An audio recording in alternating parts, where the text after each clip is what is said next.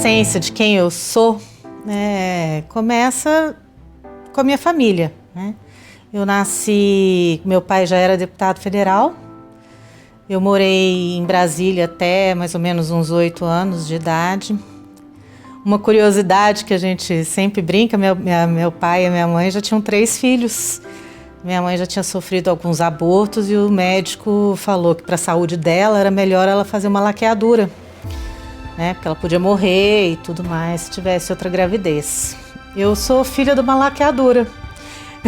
Minha mãe já tinha operado para não ter mais filho, já tinha sofrido 2 abortos, então a diferença minha para os meus irmãos é muito grande. Meu irmão mais novo é 12 anos mais velho que eu.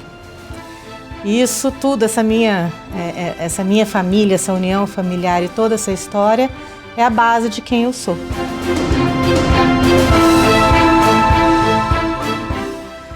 Vivi dentro da política, então, desde que nasci. Fiz faculdade em Belo Horizonte de Direito. Nesse período eu trabalhei na Assembleia Legislativa, fiz cursos de técnica legislativa, de regimentos internos, dessa parte toda do processo legislativo, dentro da Escola do Legislativo da Assembleia Mineira. Trabalhei no Tribunal de Contas por 1 ano. Trabalhei também no Tribunal de Justiça, fui estagiária do Toninho Cérvulo, muita gente aqui de Poços deve conhecer, é daqui da terra. Morei um tempo fora do Brasil, depois eu concluí os meus estudos e voltei para Poços.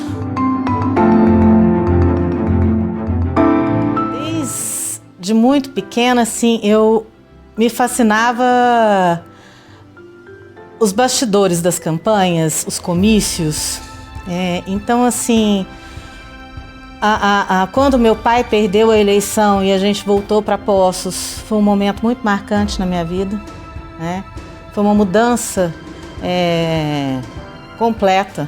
Eu mudei de cidade, mudei de escola, mudei de tudo. Então, e este processo que o tornou depois prefeito de Poços de Caldas, que eu acho também foi um grande marco na minha vida pessoal e da família, né? E poder ter o privilégio de estar ao lado dele em todos esses momentos de articulação política, de escolha de candidato ao governo, aos governos de Minas, aos governos, né, de presidência da República, de poder acompanhar todo esse processo de articulação, de formação de um legislativo e de um executivo. Então, dentro da história política dele, eu sempre estive ao lado dele, graças a Deus, nesses momentos importantes. Administrei as campanhas políticas do meu pai, coordenei, fiz curso de extensão em marketing político na PUC, em Belo Horizonte. Fui dirigente partidária em nível tanto municipal quanto estadual do PFL, depois Democratas, que foi a minha primeira filiação e praticamente a única do meu pai na vida dele. Ele só saiu por um breve período, por uma divergência com o presidente nacional na época. E eu sempre gostei, sempre me fascinou as questões políticas mesmo, né? Eu acho que é a forma que você tem de atingir o maior número de pessoas. Às vezes eu me pergunto, né, nessa mudança de como fazer política hoje em dia, o que ele pensaria? Porque mudou muito e rápido demais, né? A forma de se conversar, articular. Eu acho que antigamente até os adversários tinham mais respeito e mais hombridade na hora de tratar. Hoje em dia as pessoas, eu tenho a impressão de que não dão muito valor à história, não dão valor ao passado e nem a história individual de cada um numa composição. Cada um tem sua história, né? Então, assim, simplesmente tomam partido um do outro, não cumprem tratos na hora de fazer uma composição política, não honram palavra. E isso reflete, a meu ver, em vários âmbitos da sociedade, né? Não fazer um negócio, numa sociedade comercial, alguma coisa, está parecendo que isso, as pessoas não estão dando mais valor ao fio do bigode, como se dizia antigamente. Nos fatos históricos, né, eu acho que foi a minha querida amiga Ana Guerra, que eu acho que, salvo engano, que apelidou meu pai de coronel, né?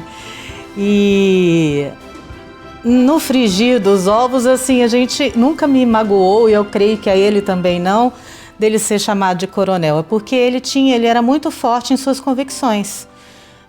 Se era sim, se era não. Mas quando ele dava a sua palavra e o seu posicionamento, todo mundo podia ficar tranquilo, porque sabia, Navarro falou isso, ele vai cumprir. Então, se ser coronel é ser firme nos seus posicionamentos, então para mim isso é um elogio, porque ele sempre foi muito firme nos seus posicionamentos. Tem famílias que lidam melhor com o luto, outras nem tanto. A perda do meu irmão, ele teve um infarto fulminante. Muitas pessoas ainda acham que ele morreu num acidente de moto, mas não foi. Ele infartou em cima da moto. Por um acaso ele estava andando de moto, aos 44 anos. E isso foi um baque na nossa família, principalmente para minha mãe, que entrou numa depressão profunda, trata até hoje, né?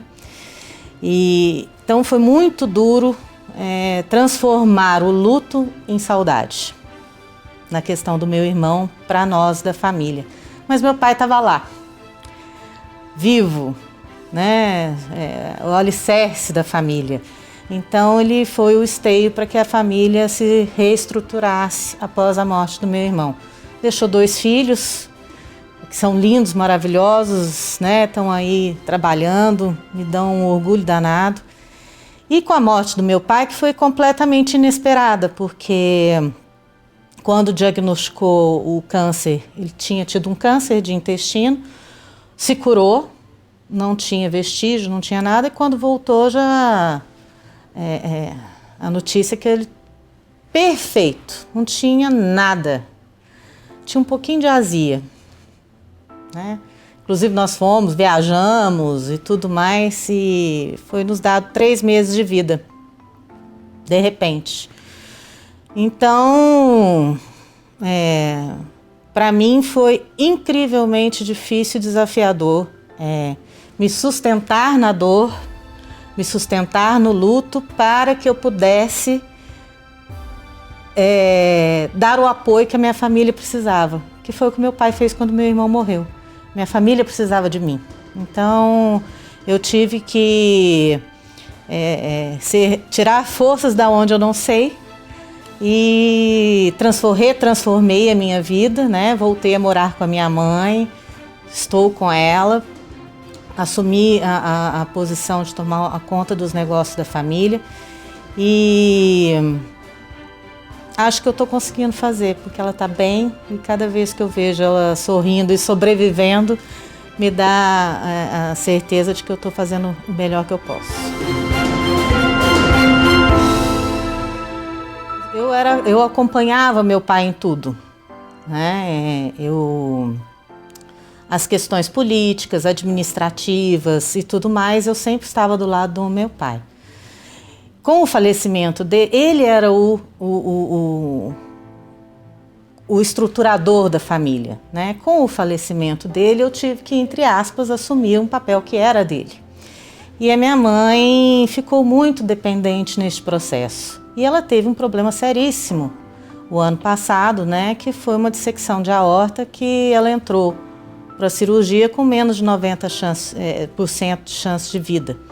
Então, aí que houve ainda mais dependência, porque eu larguei absolutamente tudo, me mudei para o hospital e depois a gente teve que fazer uma estrutura grande em casa, porque foi uma recuperação longa, que podia ter recidivas, ainda pode ter, né? É uma doença muito grave, a grande maioria acho que nem sobrevive quem tem dissecção de aorta. É paz de espírito e ser feliz. E isso depois das perdas que eu tive, eu valorizo muito os momentos que eu tenho. E felicidade é coisa pequena às vezes. Você tá do lado da tua mãe, você vê a saúde da tua família, você vê a tua cidade crescendo bem, você ajudar uma pessoa.